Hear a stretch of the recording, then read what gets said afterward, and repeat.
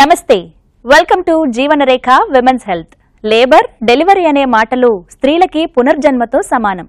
నొప్పులు మొదలైనప్పటి నుంచి బేబీ పుట్టేదాకా స్త్రీ పడే ఆవేదన మాటల్లో చెప్పలేనిది. లేబర్కి అనుకూలమైన పొజిషన్స్ గురించి ప్రతి గర్భిణి తెలుసుకోవాలి. కొన్ని లేబర్ పొజిషన్స్ ని అనుసరించడం వల్ల డెలివరీ సునాయాసంగా అయిపోతుంది కూడా. ఇవాల్టి జీవనరేఖ విమెన్స్ హెల్త్ లో లేబర్ పొజిషన్స్ గురించి వివరంగా తెలుసుకుందాం.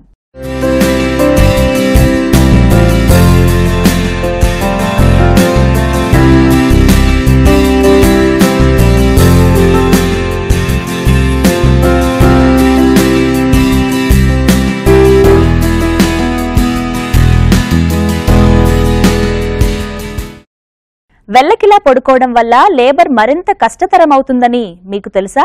అందుకే ట్రెడిషనల్ గా ఫాలో అయ్యే వెల్లకిలా పడుకునే పద్ధతి మాత్రమే కాకుండా లేబర్లో వెళ్లే ప్రతి గర్భిణి కూడా లేబర్ ని సునాయాసంగా అధిగమించి ప్రసవం సులభం చేసే కొన్ని పొజిషన్స్ గురించి తెలుసుకోవాలి. తమ కంఫర్ట్ ను బట్టి ఒకే పొజిషన్ లో కాకుండా కొన్ని రకాల పొజిషన్స్ కి మారుతూ ఉండాలి. Sitting, birthing ball, hands and knees positions labour positions లో కొన్ని.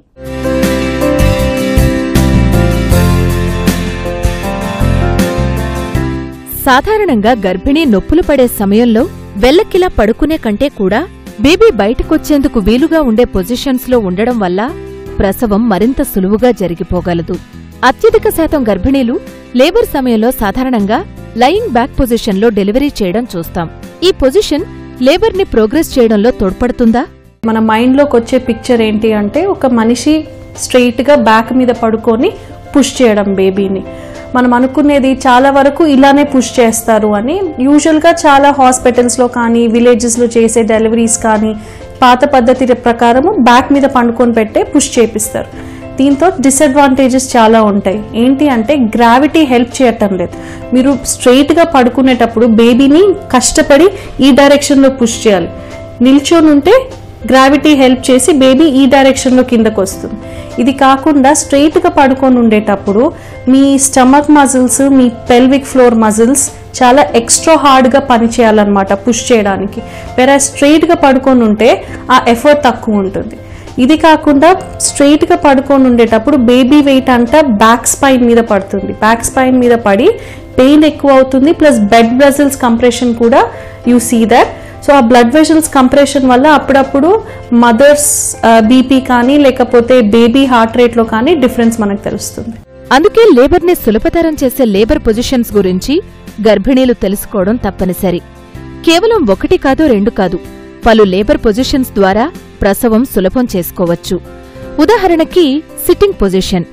భర్త లేదా కుటుంబ సభ్యుల సహకారంతో ఈ లేబర్ పొజిషన్లో లేబర్ని ఎదుర్కోవచ్చు.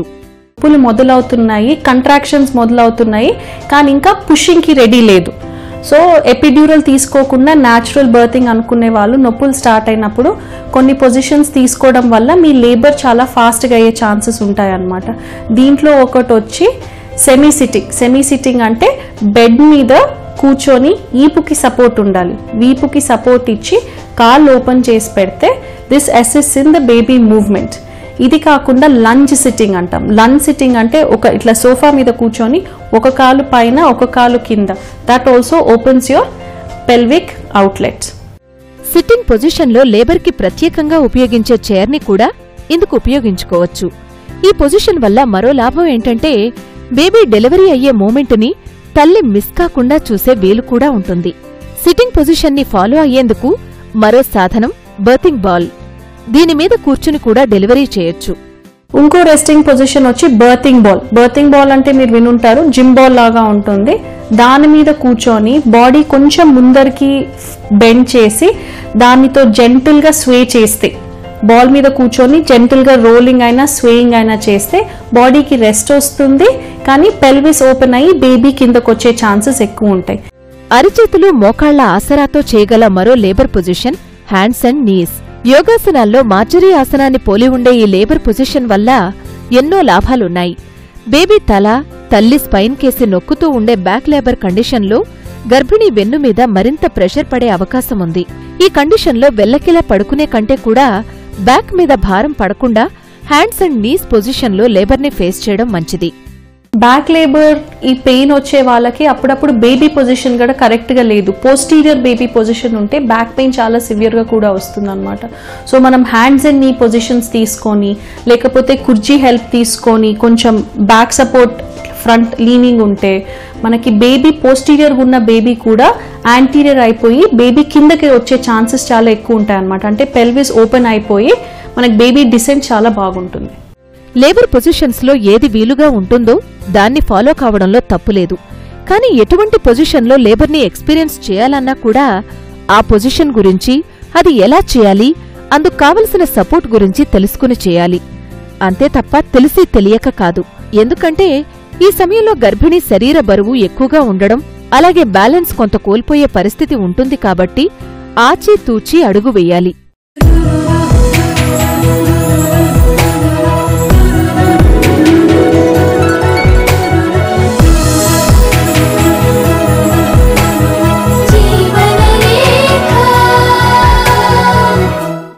స్క్వాటింగ్, సైడ్ లయింగ్, అలాగే నీలింగ్ మరికొన్ని లేబర్ పొజిషన్స్. లేబర్ మొదలయ్యాక పెయిన్ రిలీఫ్ కోసం అటూ ఇటూ నడవమని చెబుతూ ఉంటారు డాక్టర్లు. మూమెంట్తో పెయిన్ తగ్గడమే కాదు, లేబర్ బాగా ప్రోగ్రెస్ అవుతుంది కూడా. నడవడం లేకపోతే గోడవైపు చూస్తూ నిల్చోవడం కూడా లేబర్ పొజిషన్స్ లో ఒకటి. వీటన్నింటి గురించి మరిన్ని వివరాలు ఇప్పుడు చూద్దాం.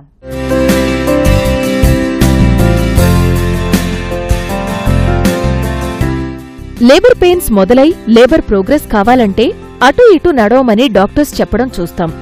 ఎర్లీ లేబర్లో నొప్పుల నుంచి రిలీఫ్తో పాటు లేబర్ తర్వాత స్టేజ్లోకి వెళ్లేందుకు కూడా మూమెంట్ బాగా ఉపయోగపడుతుంది. అంతేకాదు, బేబీ పెల్విస్ మార్గంలోకి బయటకొచ్చే పొజిషన్లోకి రావడానికి కూడా వాకింగ్ అండ్ స్టాండింగ్ సాధ్యపడుతుంది. నేరుగా నిల్చోవడం వల్ల ఎన్నో అడ్వాంటేజెస్ ఉంటాయి. బికాస్ ద పెల్విక్ షేప్ ఎలా ఉంటుందంటే ప్రతి ఒక్క ఉమెన్లో ఒక డిఫరెంట్ షేప్ ఉంటుంది పెల్విస్ అనేది. సో మీరు పడుకొని లేబర్ చేస్తూ ఉంటే పెల్విస్ షేప్ ఓపెన్ అవ్వడము, మోల్డ్ అవ్వడం అనేది ఎక్కువ జరగదు.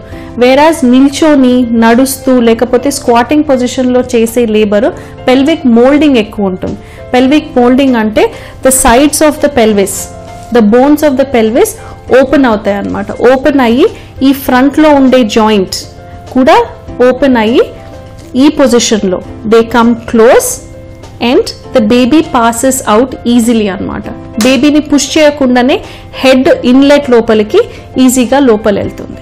నడుస్తూ లేదంటే నిల్చునే పొజిషన్లో డెలివరీ చేయలేరు, కానీ పెయిన్స్ బాగా ఊపందుకునే వరకు ఈ పొజిషన్స్ ని ఫాలో అవుతూ ఎప్పుడైతే బేబీ బయటకొచ్చే సూచనలు కనిపిస్తున్నాయో అంటే పుషింగ్ స్టేజ్లో స్క్వాటింగ్ పొజిషన్లోకి వెళ్లొచ్చు. వందలాది సంవత్సరాల నుంచి ఈ పొజిషన్ని డెలివరీ చేసేందుకు సులువైన పొజిషన్గా గుర్తించి అనుసరిస్తుండడం చూస్తే ఈ పొజిషన్ వల్ల ఎన్ని ఉపయోగాలున్నాయో చెప్పకనే తెలుస్తుంది.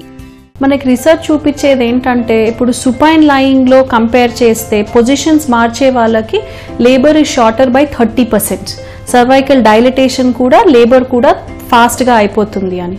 కానీ ఒకటి గుర్తుంచుకోవాల్సింది ఏంటంటే తరచుగా ఏ పొజిషన్ మార్చాలి అనేది it depends from person to person అనమాట. మీ కంఫర్ట్ లెవెల్ బట్టి, మీకు ఉండే సపోర్ట్ బట్టి, హెల్ప్ బట్టి మనం పొజిషన్స్ మార్చుకోవాలి. ఒక 2 to 3 పొజిషన్స్ డ్యూరింగ్ ఈ యాక్టివ్ లేబర్ పెయిన్స్ వస్తున్నాయి బట్ పుషింగ్ లేనప్పుడు 2 to 3 పొజిషన్స్ ఈజీగా మార్చుకోవచ్చు with help of a support person. Squatting position కనుక అనుసరించాలంటే కొంత సపోర్ట్ అవసరం. ఈ పొజిషన్లో బ్యాలెన్స్ తప్పే ప్రమాదం ఉంది కాబట్టి కొంత జాగ్రత్త వహించాలి. ఇక సైడ్ లయింగ్ పొజిషన్ అంటే వెల్లకిలా కాకుండా పక్కకి పడుకోవడం ద్వారా కూడా లేబర్ పెయిన్స్ ని సులువుగా తట్టుకోవచ్చు.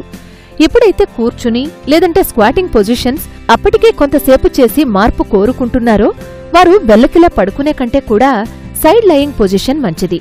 ఫీటస్ కి రక్త ప్రసరణ బాగా జరిగేందుకు కూడా ఈ పొజిషన్ సాయపడుతుంది. Left lateral lying is always a good position. మీకు 7th 8th మంత్ నుంచి మీకు డాక్టర్ చెప్పుంటారు రైట్ సైడ్ పడుకోకూడదు, లెఫ్ట్ సైడే పడుకోవాలి అని. ఎందుకంటే రైట్ సైడ్ కొన్ని థిక్ పెద్ద బ్లడ్ వెజల్స్ ఉంటాయి. ఆ బ్లడ్ వెజల్స్ మీద బేబీ ప్రెషర్ పడితే రిటర్న్ ఆఫ్ బ్లడ్ సప్లై, మదర్కి బేబీకి తిరిగి హార్ట్కి బ్లడ్ సప్లై సరిగ్గా ఉండదు అనమాట. సో దానివల్ల ఎప్పుడు లెఫ్ట్ సైడ్లో పడుకోమంటాం. సో లెఫ్ట్ సైడ్లో ఉంటే mother blood supply, baby blood supply regulate అవుతుంది. So always left lateral lying పొజిషనే తీసుకోవాలి. లేబర్ పొజిషన్స్ లో మరో ముఖ్యమైన పొజిషన్ నీలింగ్ అంటే మోకాళ్ల సపోర్ట్తో చేతులు చైర్లో ఆనించి లేబర్ని ఫేస్ చేయడం. ఇది కూడా బ్యాక్ లేబర్ ఫేస్ చేస్తున్న గర్భిణీలకి రిలీఫ్ ఇచ్చే పొజిషన్. అంతేకాదు బేబీ బర్త్ కెనాల్ వైపు సులభంగా వెళ్లేందుకు కూడా సాయపడగల పొజిషన్. నడుం మీద ప్రెషర్ తగ్గడంతో పాటు తేలికపాటి ఫీలింగ్ ఇవ్వగలదు ఈ పొజిషన్.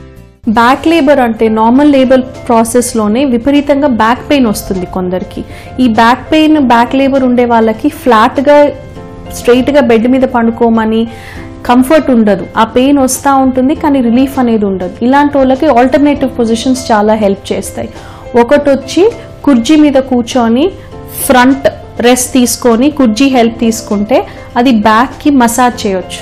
ఇది కాకుండా బర్తింగ్ బాల్ కూడా మనకి బ్యాక్ లేబర్కి చాలా హెల్ప్ చేస్తుంది.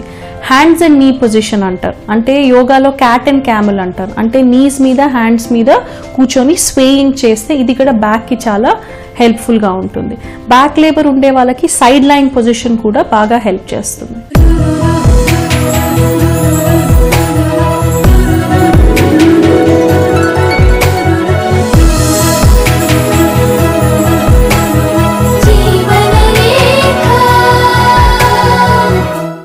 నెలలు నిండుతుంటే అకస్మాత్తుగా ఇంటి దగ్గరే పెయిన్స్ మొదలై లేబర్ గబగబా ప్రోగ్రెస్ అయిపోతూ హాస్పిటల్కి వెళ్లే సమయం లేకుండానే డెలివరీ అయ్యే సూచనలు కనిపిస్తే ఏం చేయాలి?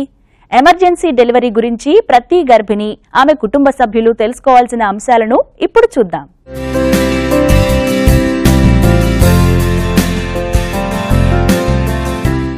తొమ్మిదో నెల నడుస్తున్న గర్భిణికి నొప్పులు ఏ క్షణంలోనైనా రావచ్చు. కానీ ఒక్కోసారి ఇది ఎమర్జెన్సీగా రావచ్చు. నొప్పులు ఎక్కువగా మొదలై లేబర్ వెంటనే ప్రోగ్రెస్ అయ్యి డెలివరీ అప్పటికప్పుడే అయిపోతుందా అనే కండిషన్ వస్తే హాస్పిటల్కి ఫోన్ చేసి ఎమర్జెన్సీ హెల్ప్ వచ్చేలోగా బేబీ బయటకొచ్చే కండిషన్ కనుక ఎదురైతే ఏం చేయాలి? కేవలం కొంత ధైర్యంతో పాటు కొంత అవగాహన ఉంటే ఇటువంటి ఎమర్జెన్సీ కండిషన్ నుంచి గట్టెక్కొచ్చు. రెగ్యులర్గా హాస్పిటల్స్లో చూపించుకుంటా ఉండొచ్చు, కానీ వెళ్ళడానికి కూడా ఇంకా హాఫ్ అన్ అవర్లో ఒకసారి డెలివరీ అనేది అయిపోతూ ఉంటుంది. ఒకసారి కొంతమంది కార్లలో అయిపోతుంటుంది, కొంతమందికి అంబులెన్స్లో అయిపోతుంటుంది, కొంతమందికి ఇంట్లోనే అయిపోతూ ఉంటుంది. సో అలాంటప్పుడు కొంచెం పక్కన ఉన్న వాళ్ళు ఏం చేయాలంటే అండి, కొంచెం ఇంకా అయిపోతుంది, హెడ్ కనిపిస్తుంది అన్నప్పుడు మీరు బాయిల్డ్ వాటర్ కొంచెం కాగబెట్టుకొని మెయిన్ పరిసరాలన్నీ నీట్గా పరిశుభ్రంగా ఉంచాలండి. మేము దేంతో పడితే దాంతో పట్టేసుకొని కట్ చేయడం అలాంటివి చేయొద్దు. సో కొన్ని సిజర్స్, ఇంట్లో ఎవరి దగ్గరైనా సిజర్స్ ఉంటాయి, అలాంటి సిజర్స్ కొంచెం థ్రెడ్ అలాంటివి బాయిల్ వాటర్లో వేసుకొని నీట్గా పెట్టుకొని ఒక మంచి క్లాత్ పెట్టుకొని బేబీ హెడ్ వస్తున్నప్పుడు ఆ హెడ్ మనం ఏం చేయడం లేదు, అదే వచ్చేస్తుంది. మీరు ఆ బేబీని తీసుకొని మదర్ పొట్ట మీద పడే ముందు వేసి ఆ యొక్క బొడ్డు ఉంటుంది కదండి, ఫస్ట్ బొడ్డుని మీరు కట్ చేయాలి. ముందు కట్ చేసే ముందు ఆ తాడు రెండు సైడ్లు, ఒక సైడ్ టైట్ చేయాలి, ఇంకో సైడ్ కూడా టైట్ చేసి ఆ మధ్యలో కట్ చేయాలి. మీరు ఏమి చేయకుండా కట్ చేసినట్టయితే చాలా బ్లీడింగ్ అయిపోతుందండి. అది మదర్ నుంచి బ్లీడింగ్ అయిపోతుంది, బేబీ ఈ సైడ్ బేబీ నుంచి రెండింటికి కనెక్షన్ కాబట్టి ఇద్దరు షాక్ లోకి వెళ్లే ప్రమాదం ఉంటుంది.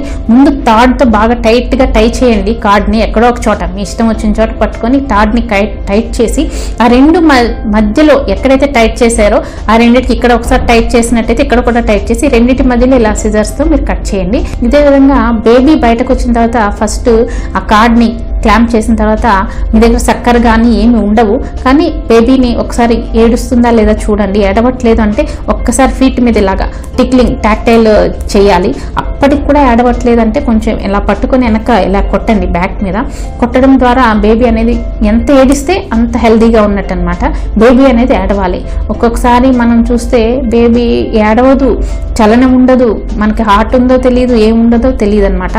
అప్పుడు ఒకసారి హార్ట్ మీద చేయి పెడితే చాలా తక్కువగా ఫీబుల్గా అనిపిస్తుంది అనుకోండి, వెంటనే మౌత్ టు మౌత్ బ్రీతింగ్ అనేది చాలా ఇంపార్టెంట్. ఇంకా అక్కడ ఏం చేయలేం కాబట్టి అదైనా చేసి వెంటనే పీడియాట్రిషియన్కి అప్పచెప్తే వాళ్ళు ఇంటిబేట్ చేస్తారు. ఇంటిబేట్ చేసి ఆర్టిఫిషియల్ వెంటిలేషన్ ఇస్తే మనం బేబీని సేవ్ చేయగలుగుతాం అనమాట.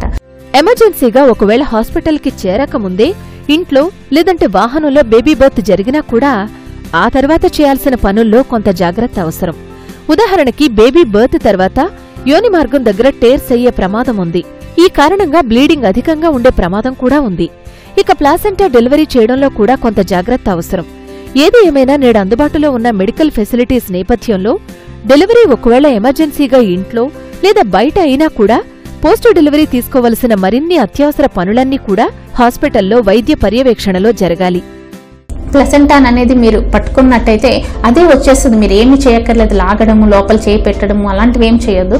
అదే నెమ్మదిగా మీరు పట్టుకొని కొంచెం అలా ట్రాక్షన్ వదిలి గర్భసంచిని కొంచెం పైకి లాగా, గర్భసంచిని ఏమో పైకి పుష్ చేయాలి, ఎక్కడి నుంచి పొట్ట వైపు నుంచి, కిందేమో కార్డుని పట్టుకొని లాగాలి. అలా అన్నప్పుడు అదే వచ్చేస్తుంది. అది వచ్చిన తర్వాత ఒకసారి బ్లీడింగ్ చూడండి.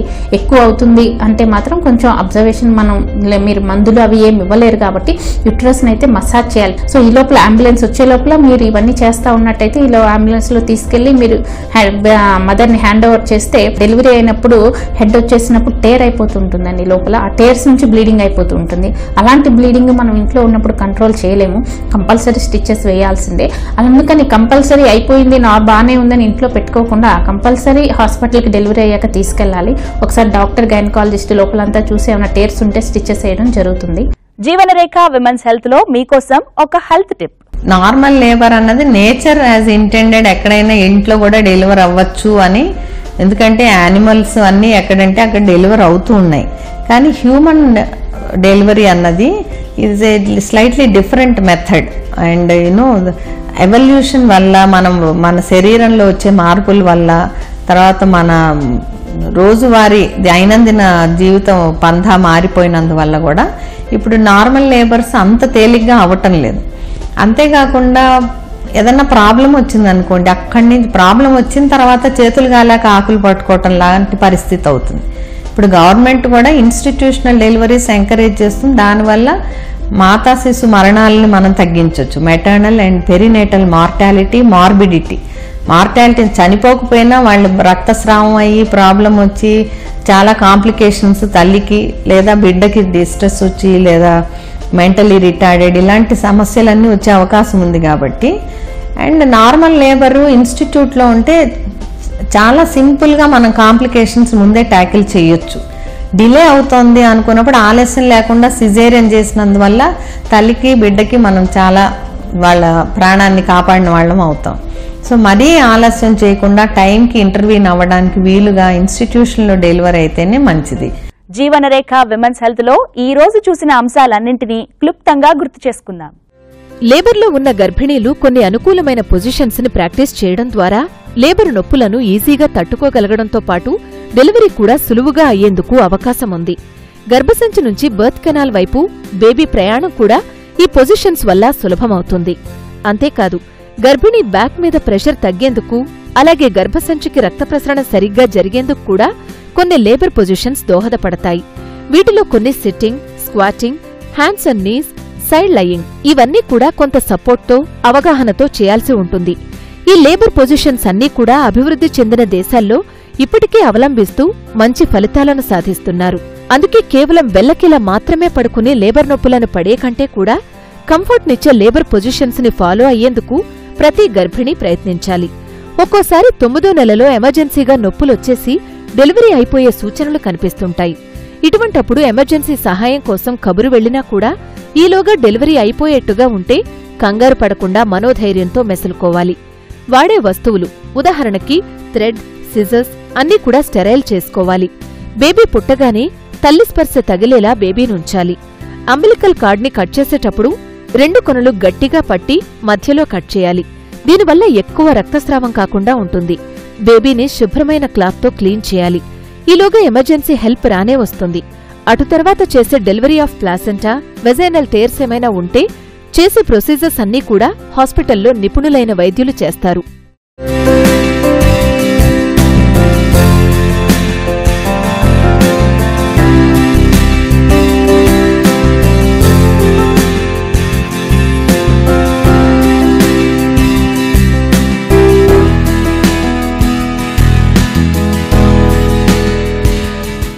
ఎమర్జెన్సీ డెలివరీలో తెలుసుకోవాల్సిన అంశాలను గురించి, లేబర్, డెలివరీ కేవలం వెల్లకిలా పడుకునే మాత్రమే కాదు, వివిధ కంఫర్టబుల్ పొజిషన్స్ ద్వారా సాధ్యపడుతుందనే దిశగా మేమందించిన వివరాలన్నీ కూడా హ్యాపీ లేబర్ అలాగే హ్యాపీ డెలివరీ దిశగా మీకు ఎంతో తోడ్పడతాయని ఆశిస్తున్నాం.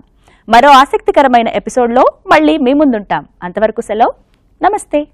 జీవనరేఖ విమెన్స్ హెల్త్ కార్యక్రమాన్ని మీరు www.youtube.com/ETV Life Indiaలో చూడొచ్చు మరియు www.facebook.com/ETV Life India అలాగే www.twitter.com/ETV Life Indiaలో ఫాలో చేయొచ్చు.